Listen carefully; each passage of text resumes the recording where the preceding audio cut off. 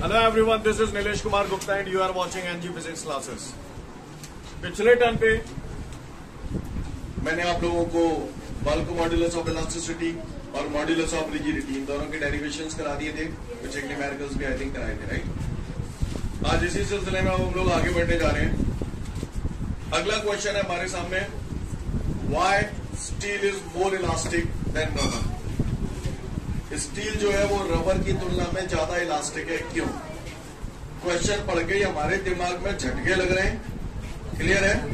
सही बोल रहा हूं? तो चलिए जानते हैं इसके बारे में, स्टील को ज्यादा इलास्टिक क्यों कहा जाता है रबर से। अभी तक तो आप क्या है, खींचने के आधार पर देखते थे, जो ज्यादा खिंच जाए वो ज्यादा इलास्टिक है, जो कम खिंच जाए वो कम इलास्टिक है। सही बोल रहा हूं? आप अपना कैलकुलेशन ऐसे ही तो करते थे, जबकि वो कैलकुलेशन गलत है। वो सब्सटेंस ज्यादा इलास्टिक होता है जिसका यंग मॉड्यूलस ऑफ इलास्टिसिटी ज्यादा होगा, है ना, और जिसका यंग मॉड्यूलस ऑफ इलास्टिसिटी कम होगा वो कम इलास्टिक होगा। कहानी समझ में आ रही है? जिसका यंग मॉड्यूलस ऑफ इलास्टिसिटी ज्यादा होगा वो ज्यादा इलास्टिक होगा, जिसका यंग मॉड्यूलस ऑफ इलास्टिसिटी कम होगा वो कम इलास्टिक होगा। मेरी भाषा समझ में आ रही है आप लोगों को? अब वो मुझसे कह रहा है कि इस बात को मैं प्रूव करके बताऊं कि steel is more elastic than rubber. Why, है ना? स्टील रबर से ज्यादा इलास्टिक है, क्यों पूछ रहा है। करें शुरुआत, चलिए देखते हैं। सोच समझ के जवाब देना, गधों की तरह रिएक्ट मत करना। आपको याद है आज से कुछ दिनों पहले आप लोगों ने यंग मॉड्यूलस ऑफ इलास्टिसिटी का फॉर्मूला पढ़ा था? क्या फॉर्मूला था? y is equal to FL upon AL। याद है? FL upon aluminium. क्लियर है? जानते हैं हम लोग इस बात को। फॉर्मूले को अप्लाई करूंगा, इसलिए ध्यान से देखना। मुझे बता सकते हो इसमें F क्या है? फोर्स। कैपिटल L क्या है? Original length. A क्या है? Area. Area of cross section of the wire. Small L क्या है? फिर बता देगा। ठीक है। कौन सा सबसे ज्यादा इलास्टिक होता है? जिसका यंग मॉड्यूलस ऑफ इलास्टिसिटी ज्यादा हो। जिसका यंग मॉड्यूलस ऑफ इलास्टिसिटी कम होगा वो कम इलास्टिक होगा। सीन क्लियर है सभी को? तो चलिए प्रूव करते हैं why steel is more elastic than rubber. Clear? Question important है, 11th के एग्जाम में कई बार आ चुका है। अच्छे क्वेश्चनों में काउंट होता है, इंपॉर्टेंट क्वेश्चन टिक कर लें इसको, है ना? तरह मिलेगा आपको। आप सोच समझ के जवाब देना, गधों की तरह रिएक्ट मत करना। तैयार है आप लोग? ये देखिए इधर, ये सीलिंग है, छत। छत से मैंने दो वायर लटका दिए हैं, देख रहे हैं आप? देख रहे हैं क्या? एक वायर ये रहा और एक वायर ये रहा। दो वायर है भाई साहब, फोटोकॉपी है। क्लियर? बिल्कुल एक जैसे, बिल्कुल एक जैसे। यानी अगर इसकी लंबाई L है तो इसकी भी L है। जी हाँ मेरा भाई। ये क्या है? इसका एरिया ऑफ क्रॉस सेक्शन है।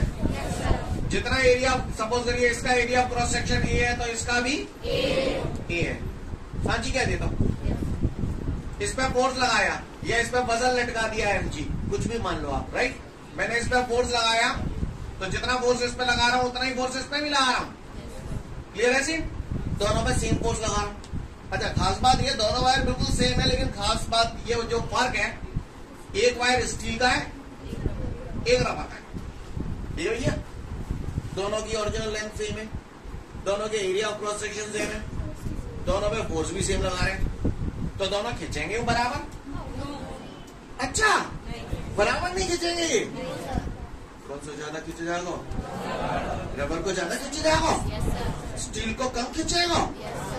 अच्छा, सही बोल रहे हैं। दोनों पे फोर्स सेम लगा रहे तो स्टील का वायर मान के चलो यहां तक खिंच गया तो चेंज इन लेंथ यही हो जाएगा।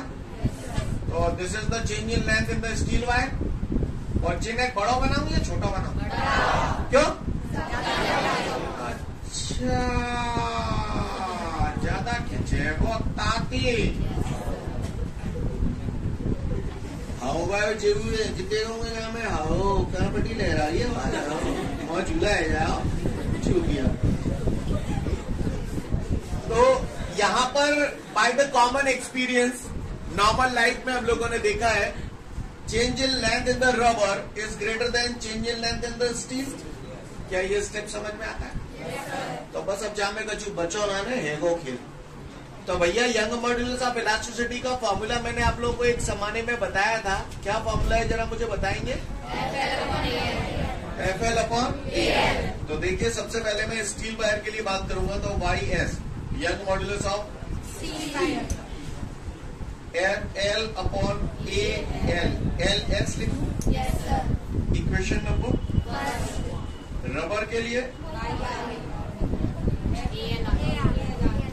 समझ में नहीं आ रही है।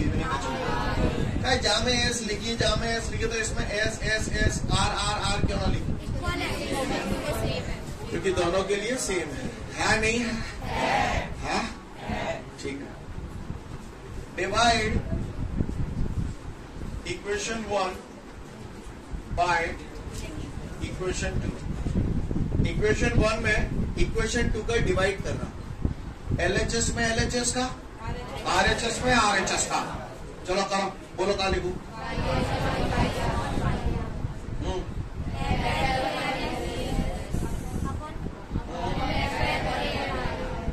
ये कहना चाहते थे? सीन क्लियर है? तो YS upon YR is equal to LR upon LS, LS upon LR। क्योंकि जो LR ऊपर पहुंच जाओ LS नीचे आया या नहीं आया? क्लियर है? बात समझ में आ रही सभी को? बिकॉज यहाँ पर हम लोग अपने नॉर्मल कॉमन एक्सपीरियंस से देख पा रहे हैं कि भैया change in length in the rubber wire would be greater than change in length in the steel wire. बोलो यानी यहाँ पर अगर देखा जाए तो numerator is greater than the denominator. बोलो चूंकि यहाँ पर न्यूमरेटर ग्रेटर है डिनोमिनेटर से, तो सिमिलरली यहाँ पर मैं क्या लिखूंगा? Numerator is greater than denominator. तो किसका मॉड्यूलस ऑफ इलास्टिसिटी ज्यादा है ना? ये इक्वेशन हमसे इस बात को कह रही है कि Young modulus of steel wire is greater than the Young modulus of rubber. तो which one is more elastic? Steel is more elastic than rubber. तो क्यों? समझ में आई बात? क्योंकि यहाँ पर स्टील का यंग मॉड्यूलस ऑफ इलास्टिसिटी ज्यादा है रबर से, इस वजह से हम लोग बोलते हैं steel is more elastic than rubber. कहानी समझ में आई? सीन क्लियर है? काहुए को परेशानी हो तो बताए, पढ़ ले फटाफट। इसके बाद हमारे सामने अगला क्वेश्चन बोल रहा है डिफाइन इलास्टिक पोटेंशियल एनर्जी, या फिर हो सकता है बोल रहा derive the relation for the work done in stretching of wire. Right? आपको याद है इलास्टिक पोटेंशियल एनर्जी आप पढ़ चुके already? Work power and energy पढ़ाया था, अगर आपको याद हो तो। Elastic potential energy of the spring is equal to the amount of work done which is done in taking that spring from its normal state to compressed state या expanded state. यानी किसी भी स्प्रिंग को उसकी normal position से compressed state या expanded state में लाने में जो वर्क डन करना पड़ता है, that work done is called elastic potential energy. और यहाँ पर भी वही है। कोई पूछे इलास्टिक पोटेंशियल एनर्जी क्या होता है, तो elastic potential energy is equal to the amount of work done which is done in stretching a wire. बोलो सही बोल रहा हूँ ना? क्या बोला मैंने? Elastic potential energy is equal to the amount of work done which is done in stretching a wire. किसी वायर को स्ट्रेच करने के लिए हमें, जैसे वहां स्प्रिंग स्ट्रेच कर रहे थे, यहाँ वायर स्ट्रेच कर रहे हैं। किसी वायर को स्ट्रेच करने के लिए जितना अमाउंट ऑफ वर्क डन किया जाता है, that is called elastic potential energy. Hope you understand? तो किसी पट्टे ने अगर मुझसे पूछ मारा, क्या बोला रे what is elastic potential energy, तो मुझे बोलेंगे elastic potential energy is equal to the amount of work done which is done in stretching a wire. Clear है? Elastic potential energy is equal to the amount of work done which is done in stretching a wire. I hope you understand? Clear? तो किसी ने elastic potential energy पूछ लिया तो चिपका दोगे? तो एक बार डेफिनेशन पढ़ लो, फिर आगे बढ़ूंगा। तो work done in stretching a wire is called elastic potential energy of the wire. Right? आगे बढ़ो।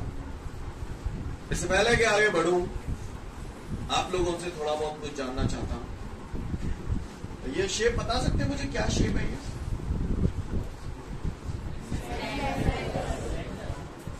सिलेंडर है या एक वायर बोल सकता हूँ, मेटलिक वायर। सिलेंडर शेप है, आपने बिल्कुल करेक्ट बोला, बिल्कुल करेक्ट बोला। क्लियर? ये सिलेंडर का क्या है, ये वायर का क्या है? अच्छा, ये वायर का क्या है? सिर्री बता देगा? सिर्री बता देगा? अच्छा, ये क्या है इसकी? जी हाँ मेरे भाइयों, रेडियस। सेम क्लियर है? आगे बढ़ जाऊं? आगे बढ़ता हूं, खड़ी हो जाओ आप। What is the formula for the volume of the cylinder? Notes में नहीं लिखा।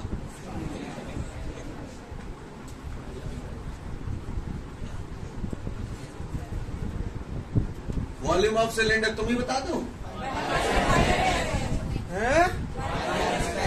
हाँ, बोल परे।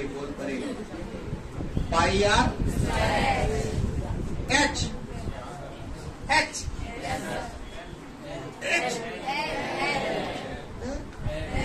क्योंकि यहाँ पे हाइट की जगह एल मैंने यूज किया तो एल, एच लिखता तो एच लिख देता, लिख देता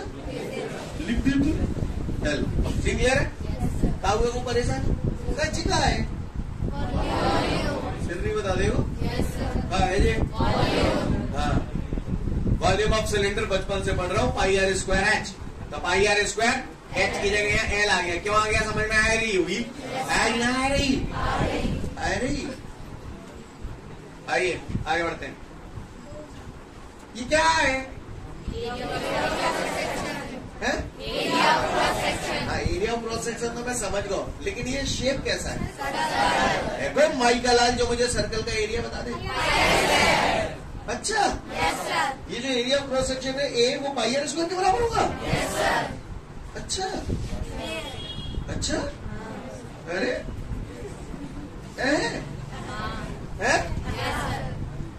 सुन लियो, जिस तरीके से वॉल्यूम का फॉर्मूला याद होता है ना आपको, length into breadth into height, आज के बाद आदत डाल लेना वॉल्यूम के एक और फॉर्मूले की, और ये बार बार लगेगा। फिजिक्स में आज पहली बार आपके सामने आया है, वो आता ही चला जाएगा।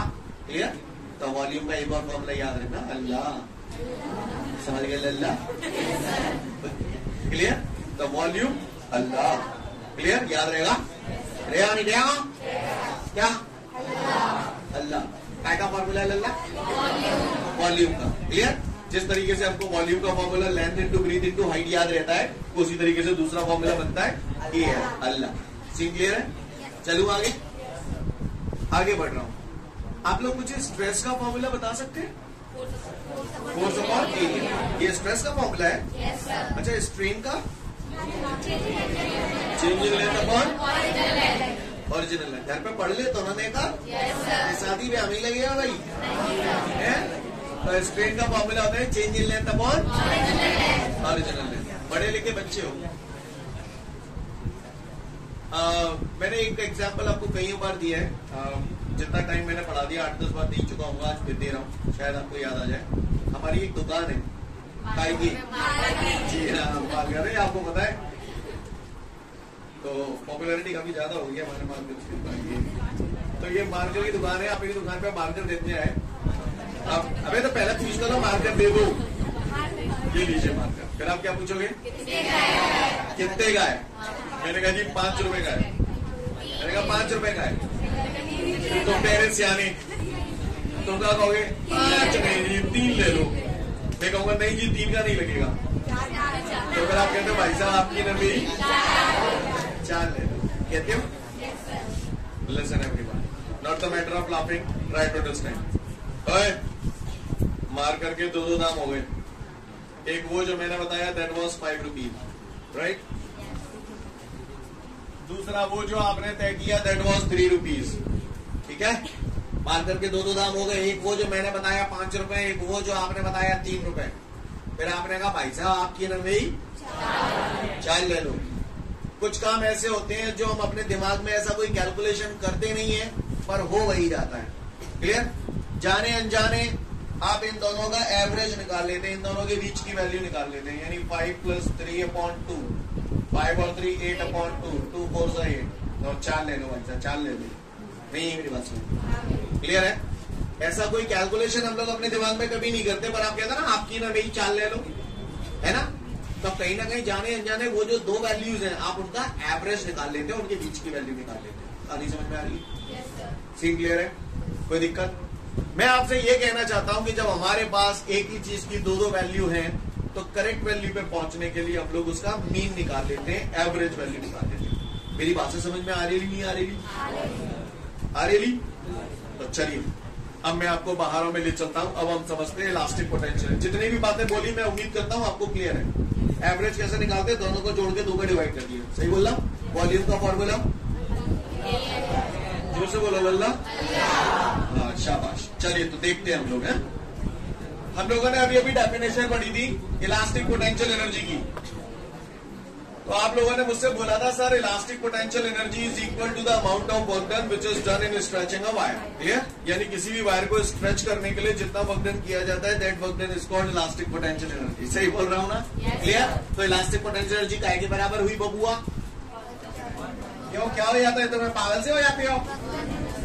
अभी भी बोला ना इलास्टिक पोटेंशियल एनर्जी काय के बराबर होती है? Work done. Elastic potential energy is equal to the work done in stretching a wire. Hello yes sir. Clear? चलूं आगे? Yes sir. तो सुनिएगा और ध्यान से सुनिएगा। ये छत है, ठीक है, और ये इस पे एक वायर है, ठीक है भैया? ये वायर की कहाँ है? Original length. वायर का कुछ एरिया और क्रॉस सेक्शन भी होगा। इस वायर पे मैंने फोर्स लगाया और खींच के इसकी लंबाई बढ़ा दी है, वजन लटका दिया, समझ रहे ना? कुछ भी मान लो। तो इसकी ये क्या है? चेंज इन लेंथ मैंने मान लिया स्मॉल एल है। सीन क्लियर है? आपको समझ में आ रही है? रोज तो बना रहा हूँ, यही फिगर है। आएगा लाने आओ। अगर मैं वायर पे कोई फोर्स नहीं लगाता तो क्या ये लंबाई बढ़ जाती? नहीं। यानी जब मैंने वायर पे 0 फोर्स लगाया तो लंबाई में कोई चेंज नहीं हुआ। बोलो। और जब भाई साहब जैसे ही मैंने जहाँ पे फोर्स ऐप लगाई इसकी लेंथ चेंज हो गई, स्मॉल एल चेंज हो गई। बोला भैया? सही बोल रहा हूं ना? तो हमने पढ़ा elastic potential energy is equal to the work. गौर से देखिएगा, work is equal to force into displacement. Force, जब कोई फोर्स नहीं लगाया यानी 0 फोर्स था तो कोई चेंज इन लेंथ नहीं था। जैसे ही आप फोर्स लगा दिया तो change in length small L हो गया। तो फोर्स के हमारे पास दो वैल्यू हो गई, पहली 0 और दूसरी एफ। तो हम लोग ऐसी सिचुएशन में क्या करते थे? एवरेज फोर्स निकाल लेंगे। क्या निकाल लेंगे? Average force. Work is equal to force यानी average force into displacement. Displacement के तौर पर यहाँ पर क्या है? Change in length. तो एल लिख दूं या ऐसे लिख देता हूँ पहले? Change in length. आपको ये बात समझ में आई? तो बताओ कचू बचो जाने है वो खेल। 0 plus F upon 2। Change in length कितना है? तो यू बराबर, गौर से देखिएगा, 0 प्लस एफ अपॉन 2 हो जाएगा। एफ अपॉन 2 का एल से मल्टीप्लाई कर दूंगा तो एफ एल अपॉन 2 ऐसे लिख दूं। गलत कर दो मैंने लाला रे, तो गलत कर दो मैंने। आधा फैल हाफ एफ एल याद रहेगा आपको? कोई पूछे what is the relation for the work done in stretching of wire तो बोलना आधा फैल। क्लियर? कोई दिक्कत? आगे बढ़ू? आगे बढ़ता हूं। अगर ये बात आपको समझ में आ गई तो आगे की बात पे आता हूं। गौर से देखिएगा आप लोग। लिसन एवरीवन, एक रिलेशन ये आ गया जो हमें याद रखना है। आपको आपकी जानकारी के लिए बता दूं, आपको याद नहीं होगा। Elastic potential energy of the spring कराई थी, आधा एक्स हाफ एफ एक्स। वही फॉर्मूला ये, हाफ एफ। वहां एक्स डिस्प्लेसमेंट होता था, यहाँ चेंज इन लेंथ स्मॉल है। वही चीज है, समझ में ही नहीं है। यूनिट का यू बराबर हाफ एफ एल का हुए को ऑपरेशन। अगर मैं इसमें ए एल का मल्टीप्लाई और ए एल का डिवाइड करूं कोई फर्क पड़ेगा? ए एल का मल्टीप्लाई ए एल का डिवाइड, क्योंकि ए एल से एल कट जाएंगे, वही आया नहीं आएगा। चलू आगे, गौर से देखिएगा। U is equal to half, इसके बारे में कुछ कहोगे क्या? Force upon area, stress. तो हाफ इंटू स्ट्रेस, इसके बारे में भी कुछ कहना चाहेंगे? स्ट्रेट, क्योंकि change in length upon original length होता है स्ट्रेट। इसके बारे में जी हाँ बहनों भाइयों, ये भी इलास्टिक पोटेंशियल एनर्जी का एक फॉर्मूला आ गया। यू बराबर half stress into strain into volume. Clear है? क्या का फॉर्मूला आ गया? ये इलास्टिक पोटेंशियल एनर्जी का क्या का फॉर्मूला आ गया बबुआ? हाँ, आगे देखिए, अभी खत्म नहीं हुआ कोई। ध्यान से देखिएगा सब लोग। इलास्टिक पोटेंशियल एनर्जी मैं जो लिख रहा हूं ना यहाँ पर अभी लिख देता हूं, बाद में समझाऊंगा, है ना। Elastic potential energy per unit volume निकालनी है हमें, ठीक है, ये निकालना है। तो यहां तक समझ में आ गया आप सभी को? yes, sir. इसको मैं ऐसे लिख सकता हूँ क्या, U अपॉन वॉल्यूम नीचे ले आया बराबर हाफ, स्ट्रेस को P लिख दूं, Yes, sir. स्ट्रेन को E लिख दूं, बुरा होता लग रहा था मैं क्या करता हूँ, क्लियर है? यानी इस स्टेप को ऐसे लिखा जा सकता है, इसमें तो कोई दर्द नहीं होगा किसी को, प्रॉब्लम हो रही है क्या? नहीं हो तो बताए, ना तो फिर सुने। किसी पट्टे ने इसके बाद मुझसे बोला है drive the relation for the elastic potential energy per unit volume. तो इसका मतलब देखो, इलास्टिक पोटेंशियल एनर्जी ये हो गई, पर का मतलब अपॉन यूनिट वॉल्यूम, यानी वॉल्यूम कितनी दरवे की कह रहे हो? 1। तो यहाँ 1 रहने को तो अपॉन में 1 लिखने की जरूरत है, तो जो मैंने हटाया था। तो समझ गए वॉल्यूम का होगा, क्लियर? हाँ, Yes, sir. तो ये आ गया हमारा elastic potential energy per unit volume. क्या फॉर्मूला है? Half PE। क्या? क्या? हाँ, अब आप गौर से देखते जाइएगा भाई लोगों, मैंने बचपन में पढ़ा था ये P, बोलो बोलते क्यों नहीं हो, क्या हो जाता है तुम्हें? Yes, sir. Young modulus of elasticity बराबर longitudinal stress upon longitudinal strain. पढ़े नहीं पढ़े? पढ़े। तो P बराबर क्या हो जाएगा यहाँ से? EY या YE, बात एक ही है। तो हाफ P की जगह क्या रख दूं? EY, और ये E भैंसों की, तो U बराबर क्या ही है, हाफ E स्क्वायर Y। समझ में नहीं आई? नहीं आई? पका। तो यहाँ तक से क्लियर है सभी को? Yes, sir. ये भी एक रिलेशन हो गया, ये भी एक रिलेशन हो गया अपने आप में, ठीक है। देखते जाइएगा, U बराबर हाफ, गौर से देखिएगा, सुन रहे हो? E की वैल्यू यहां से क्या आ जाएगी? P upon Y. E की वैल्यू P अपॉन वाई लिख सकता हूँ, Yes, sir. तो E की जगह P अपॉन वाई टांग रहा हूं यहाँ पर, तो क्या हो जाएगा ये? E स्क्वायर अपॉन, क्योंकि E स्क्वायर है ना, तो वाई भैंसों की, तो वाई से स्क्वायर कट जाएगा, तो U बराबर क्या ही आएगा, P स्क्वायर अपॉन 2y। नहीं आई मेरी बात? Listen everyone, work done in stretching a wire, ये भी फॉर्मूला है, ये भी फॉर्मूला है, लेकिन elastic potential energy per unit, देखो केवल अगर इलास्टिक पोटेंशियल एनर्जी पूछता है तो ये फॉर्मूला है और ये फॉर्मूला है, लेकिन अगर elastic potential energy per unit volume पूछता है तो चाहे तो आप ये अप्लाई करो, चाहे ये अप्लाई करो, चाहे ये अप्लाई करो, सबसे सेम आंसर है। क्लियर है? हुए को परेशानी हो तो बताए, कुछ कहना चाहता हूँ आपसे, कह लूं? Yes, sir. अब यार कहूंगा, पहले इतना देख लो फिर आगे की बात करो। आगे बढ़ते हैं। ये जो फॉर्मूला मैंने अभी आप लोगों को प्रूव कराया है ना, यहाँ पर गौर से देखिए, elastic potential energy per unit volume जो आया था हमारा, 3 फॉर्मूले आ गए हमारे यहाँ पर। U बराबर हाफ PE, फिर हमारा आया U बराबर हाफ E स्क्वायर Y, और फिर आपका आया P square upon 2y। Clear? गौर से देखते जाइए आप लोग। इलास्टिक पोटेंशियल एनर्जी आप लोगों ने वर्क पावर एंड एनर्जी वाले चैप्टर में भी पढ़ा था, वहां पर भी फॉर्मूले आए थे आपके, अगर आपको याद हो तो। U बराबर half FX half KX square और F स्क्वायर अपॉन 2K, याद है? बोलो भैया, वो मालूम है तुम्हें, याद रहने वाला है। काइनेटिक एनर्जी का फॉर्मूला देखो, हाफ mv स्क्वायर, क्लियर है? हाफ PV और P स्क्वायर अपॉन 2f। आप ये देखिए, सब एक ही पैटर्न के डिजाइन देखिए, इनके डिजाइन सेम है, ये बस रंग अलग अलग है। क्लियर? पैटर्न सेम है, नहीं है मेरे पास, सेम क्लियर है? और बताओ वैसे, और भी पढ़े आपने? एंगुलर मोमेंटम याद होता, याद है? एंगुलर मोमेंटम बताया था। रोटेशनल काइनेटिक एनर्जी वो भी इसी पैटर्न पे दे, अगर आपको याद हो तो। Half I omega square half L omega L square upon 2I। और बताओ, ज्यादा नहीं बताओ, क्लियर है? लेकिन सब एक ही पैटर्न के, यानी एक पैटर्न के क्वेश्चन आ गए तो चाहे जितने पैटर्न के आप लोग कर सकते हैं। नहीं है मेरी बात समझ? कई बार जो लोग कॉम्पिटिटिव एग्जाम की तैयारी करेंगे उसमें ऐसा हो जाता है वो पूछता है कि भैया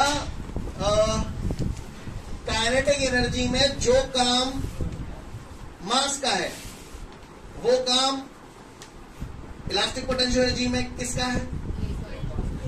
स्प्रिंग कांस्टेंट। पूछता है वो काइनेटिक एनर्जी में मास जो होता है वो किसके इक्विवेलेंट होता है इलास्टिक पोटेंशियल एनर्जी में? तो बताना उसको कि स्प्रिंग कांस्टेंट के इक्विवेलेंट होता है। यानी हर वो जगह जहां पर एम आ रहा है वहां के आ रहा है। देखो ठीक है ना, बात समझ में आ रही है?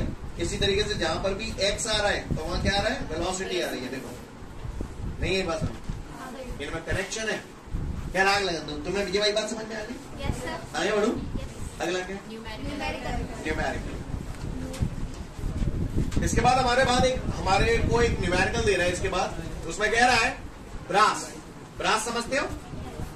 हाँ, मेटल है, अलॉय है ये। ब्रास कॉपर और जिंक का मालूम है? पीतर है। क्लियर? तो ये कह रहा है ब्रास जो है उसका young modulus of elasticity 1 × 10⁻11 Newton पर मीटर स्क्वायर है और उसकी जो लेंथ है दैट इज 0.2 मीटर और एरिया ऑफ क्रॉस सेक्शन दे रहा है 1 सेंटीमीटर स्क्वायर और कह रहा है ब्रास का जो वायर है उस पर फोर्स लगाया जाता है। कितना फोर्स लगाया जा रहा है? 5 किलोग्राम वेट। इसको किलोग्राम वेट पढ़ते हैं, बताया था अगर आपको याद हो। तो कह रहा है what is the work done in stretching the wire. इस वायर को स्ट्रेच करने के लिए हमने कितना वर्क डन किया?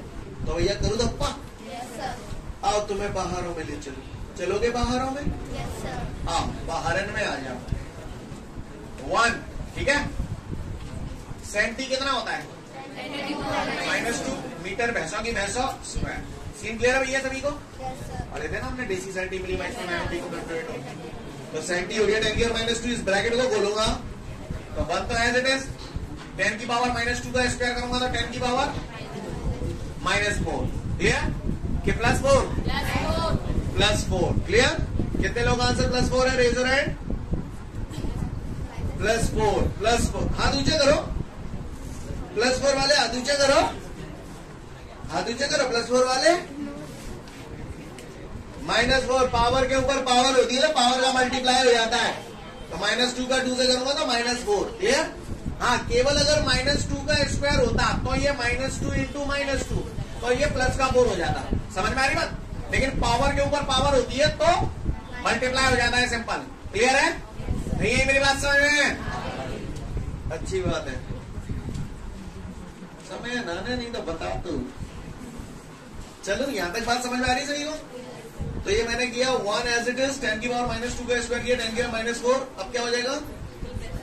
Metre square. सीन क्लियर है? फोर्स लगाया जा रहा है वायर पे 5 किलोग्राम वेट। तो आप लोगों ने बचपन में पढ़ा था अगर आपको याद हो तो 1 kilogram weight is equal to होता है 9.8 न्यूटन। तो यह बराबर 5 × 9.8 न्यूटन जैसा दी गई है। पन्नू 2 5 8 40 का 0 बच्चा कितना 4 5 9 45 और 4 49 8 डिजिट के बाद डेसिमल है। डेसिमल के बाद 0 का कोई वैल्यू नहीं होता तो फोर्स आ गया हमारा 49 न्यूटन। वर्क डन पूछ रहा है। आओ हमने पढ़ा है बचपन में work done in stretching of wire आधा फैल हाफ है। बोले भैया तुम्हारे पास हाफ है? आप तो बताइयो। एफ है अपने पास? ये आ गया 49। स्मॉल एल है क्या हमारे पास? नहीं है तो स्मॉल एल लाना पड़ेगा। स्मॉल एल लाना पड़ेगा। कैसे लाएंगे वो देखिएगा आप लोग। स्मॉल एल मुझे चाहिए लेकिन पट्टन में इतनी सारी चीजें नहीं है तो देख रहे गए तो दही ना वाई दो पट्ट मारी दो वाई दो वाई हो भाई साहब। तो वाई बराबर मैंने बचपन में पढ़ी थी एफ एल अपॉन एल्यूमिनियम। बोलो भैया स्मॉल एल की वैल्यू चाहिए तो स्मॉल एल इधर ले आऊंगा वाई को नीचे ले आऊंगा तो स्मॉल एल बराबर एफ एल अपॉन।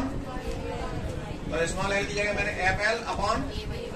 क्या आपको स्टेप समझ में आई?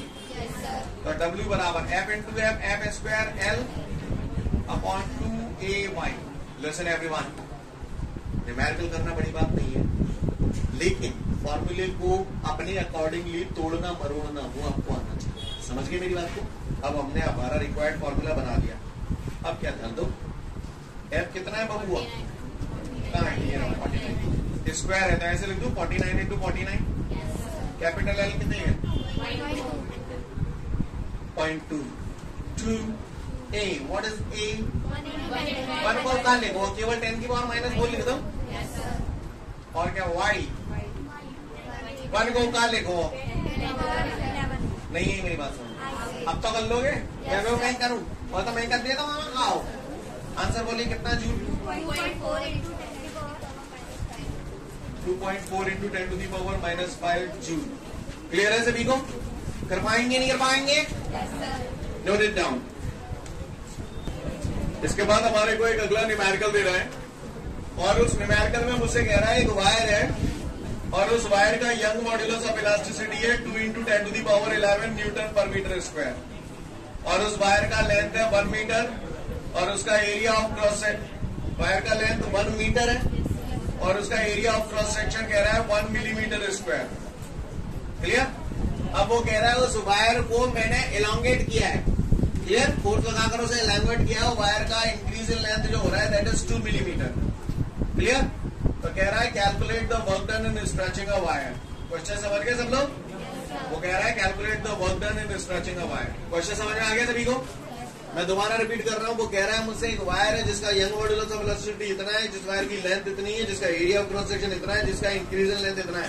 तो कह रहा है calculate the work done in stretching a wire. Scene clear है सभी को? All of you got the question? Come on, look at here everyone. Right? मिल्ली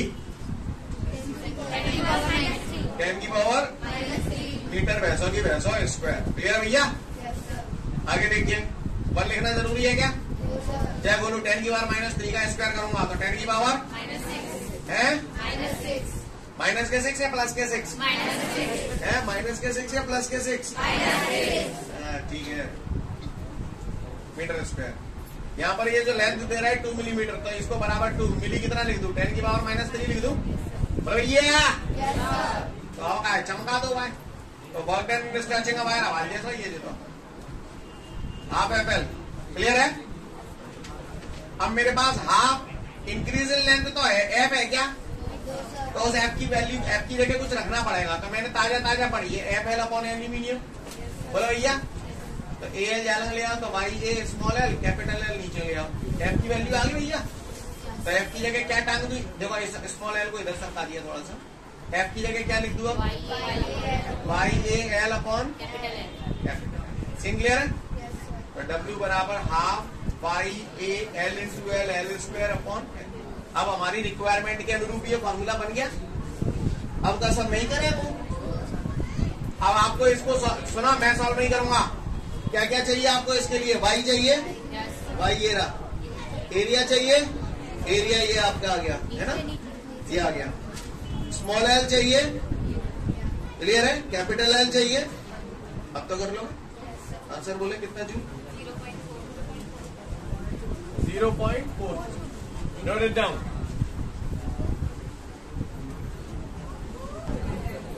आगे बढ़े? ठीक है, तो फिर आज के लिए पर्याप्त है। कल फिर मिलते हैं। Thank you everyone, have a great day to all of you guys.